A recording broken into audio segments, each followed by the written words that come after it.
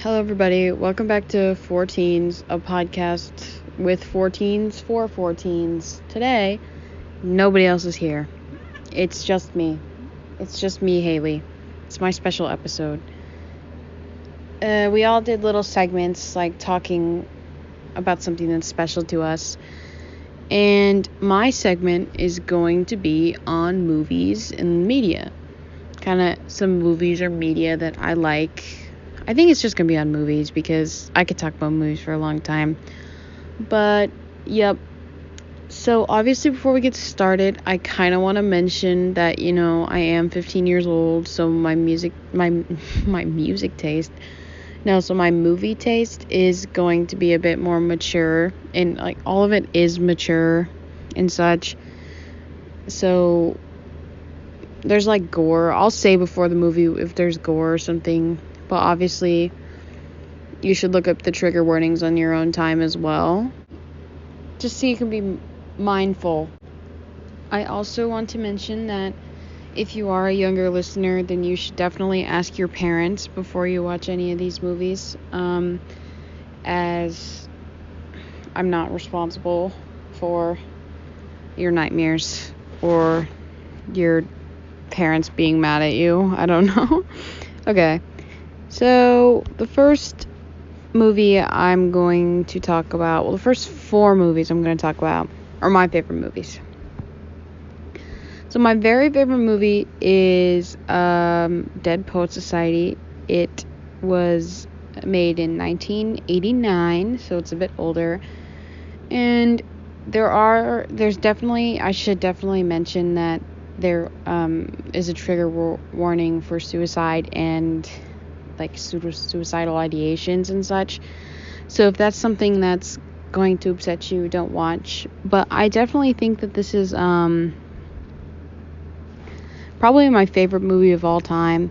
I could watch it 60 times and still never be upset by it. I mean, I'm always devastated by it. But yeah. So it's about these boys at a boarding school and their parents kind of dictate their lives. So they try to break out into, I guess, be themselves a bit more.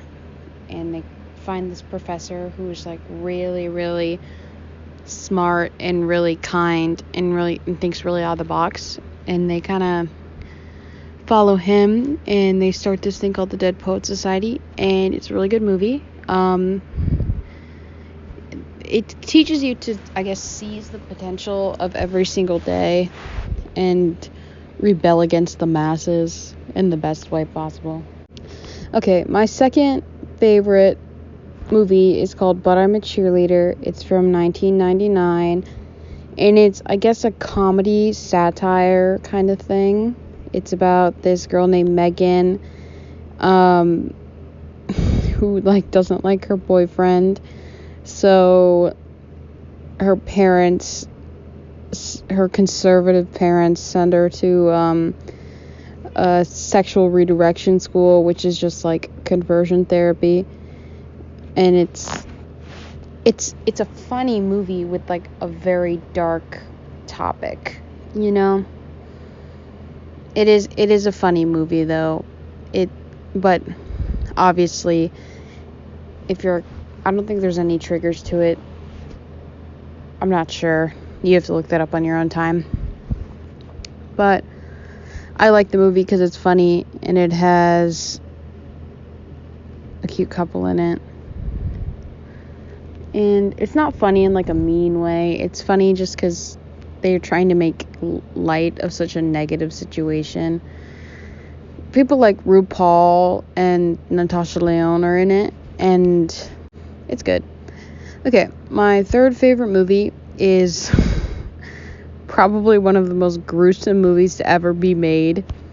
So I definitely think that you should, check trigger warnings, check ratings, and ask your parents before you watch it. My third favorite movie is Saw. Saw 1, because that's the best Saw by far. Well, always will be. There's 8 of them, but that is in fact the best Saw. It's basically like the tagline for Saw is live or die, make your choice. So this dude named Jigsaw, he like sees these people who are ungrateful about their lives or do like bad things, and he puts them in traps, you know. But the thing is, most of these traps are escapable. It's just how far will you go for your life.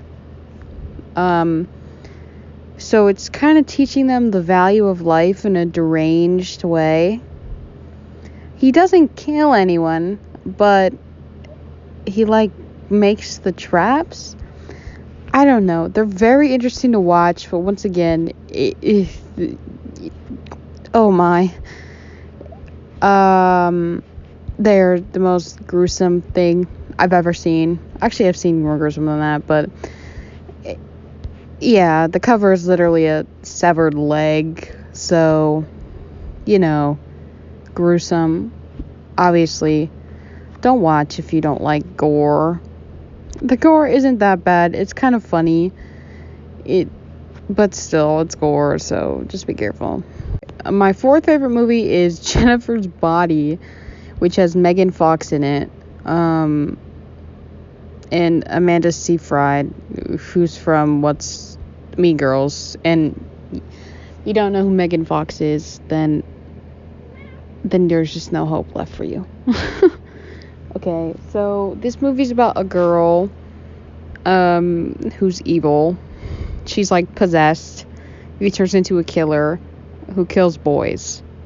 And it's funny. It's funny. It's kind of sad a little bit, but it's funny.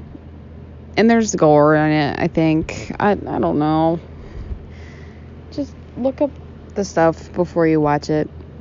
But a newly possessed cheerleader turns into a killer who specializes in offing her male classmates. So, you know, she's a boy killer. Alright, next movie that I like. Oh, wait, I'm going to talk about this. So, there is a comedian. His name is Bo Burnham, and he stopped making like specials for a while, but he came back recently and made this new special called Inside, and it's a special. It's a special that was shot by himself alone in one room over a year. And that year being 2020, which is obviously a really crazy year. So, you know. And it's him like singing and stuff about a lot of stuff that happened this year. But it does get pretty dark, although it is supposed to be a comedy.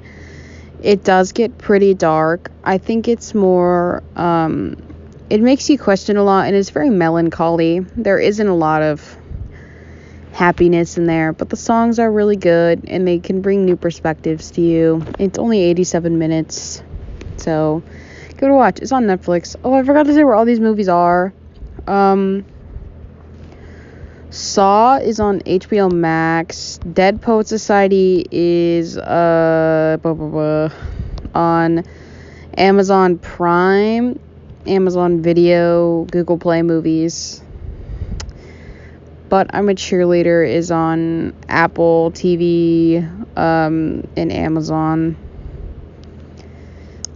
And Jennifer's Body is on Hulu, Amazon, and Apple TV. And Inside, that's only on Netflix. It's like a Netflix special. Okay. I watched this movie. I think everybody should watch it. It's really, really good.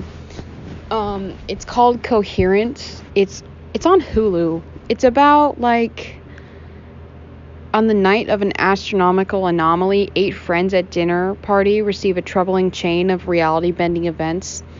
It's definitely a good movie. I like the ending, which is kind of a surprise, but, I mean, it was very open to interpretation, but, yeah, I like the ending. So it's kind of paranormal, kind of like different realities and such. And the actors and actresses and stuff, they were really, you could kind of feel like you were there, and like the cinematography is good. And you can watch it on Amazon, Hulu. Oh yeah, that's it. All right, next, Killing of a Sacred Deer. This one messed me up. This one actually made me really upset after, but I really liked it. I gave it like a 4 stars out of 5.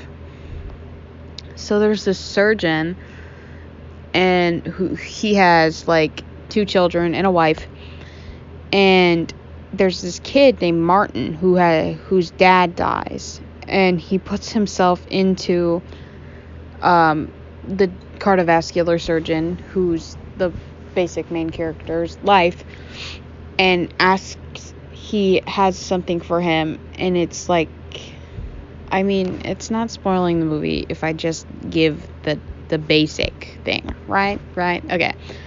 Well, if you don't want to hear me talk about the movie, then I don't know. Just skip until I'm done talking about it then. It is a longer movie. It's like 121 minutes. But it's about Martin tells the doctor that he has to kill someone in his family, or all of them are going to die. And it's gruesome, it's sad, it's scary, it's a thriller. It's a psychological thriller movie, and it makes you think. It's really good, but can get a little sad and kind of unsettling. It's filmed in an unsettling way on purpose. Okay, taking a break from the horror movies, I'm going to talk about Hot Summer Nights, and I love this movie. It is 107 minutes. A lot of people hate it. Don't know why. It has Timothy Chalamet in it. Or Timothée Chalamet. I don't know. His name changes a lot, I guess. It doesn't change. We're just American and we say it wrong. But it's about this teen who, like, deals drugs in the summer with his partner.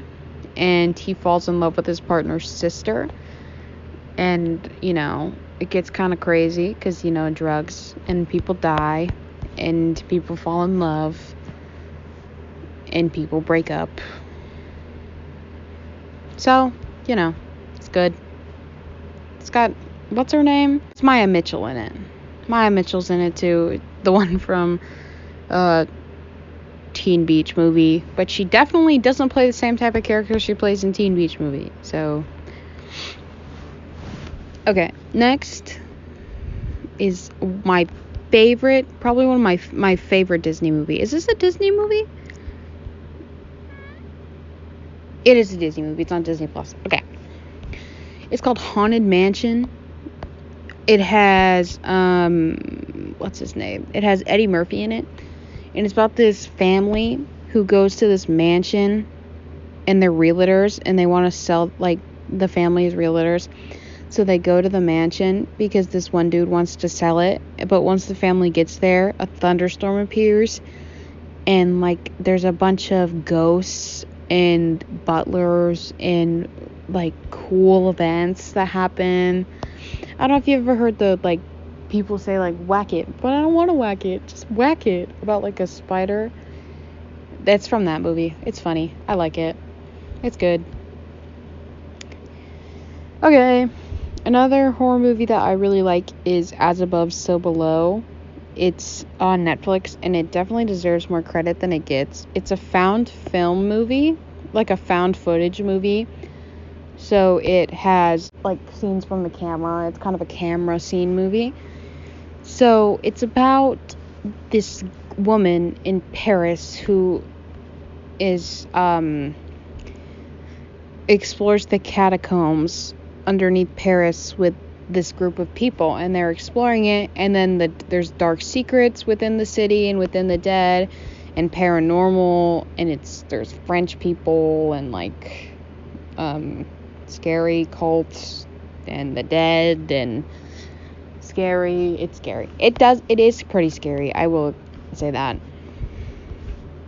but I like it. It's good. It's got Ben Fieldman in it from Superstore and Cloverfield and Friday the 13th, and I don't know what else he's been in. I think he was in Silicon Valley too. Yeah. I could probably do one more movie, and I am going to pick The Perfection. The Perfection is on Netflix, and a lot of people hate it. I really don't know why film critics are so mean to movies like this. But it's about this girl who is a music prodigy, but her mom gets sick and she has to stop, but then her mom dies, so she comes back and meets another prodigy, and they like fall in love, and there's a sinister path of what their music teacher used to do to them, and like, I don't know, they cut off, like, there's like cutting off of hands and like dismemberment. It's gore. There's gore. It's gory and creepy and unsettling.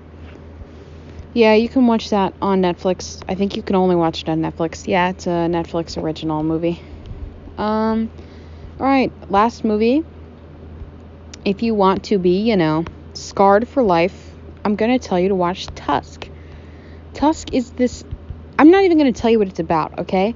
Just Google Tusk, and then if you feel like daring, maybe you'll click on images. If not, just watch the movie and be horrified, okay? There is gore, I think. I don't know. It's creepy. It's weird. I don't like it. I do like it. It's just, I don't know why. I don't know why it was made. Okay. Well, this was my special episode talking about the movies I liked and the parts of them that I enjoyed. Well, are we supposed to do advice? Am I supposed to still do advice? Okay. My advice for you is stay up all night on FaceTime. Just do it for one night. It's so fun. And, you get to have that real, all-nighter thing with your friend. Okay, podcast shotties, that's such a bad name. I'm so sorry. Okay, guys, I will see you next time.